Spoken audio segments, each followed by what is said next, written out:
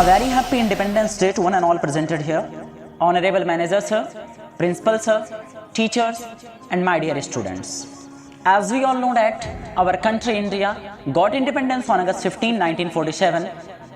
Since August 15, 1947, we are celebrating this day with a great happiness. 15th August 2027 marks the 76th anniversary of the liberation of our nation from British colonial rule. The British ruled on our nation for approx 200 years ago.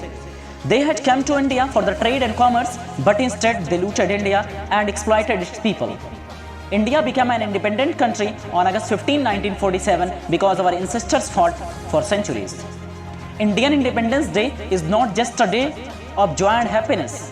Our courageous and selfless freedom fighters fought years after year, generation and after generation to get back our freedom.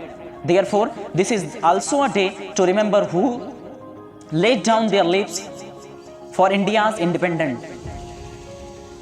Today is the day to pledge that we will stay committed, dedicated and loyal to the Mother of India.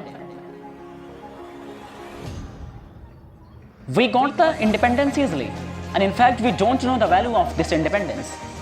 One who had sacrificed their life or the person whose family had sacrificed their life can better understand the importance of this independence.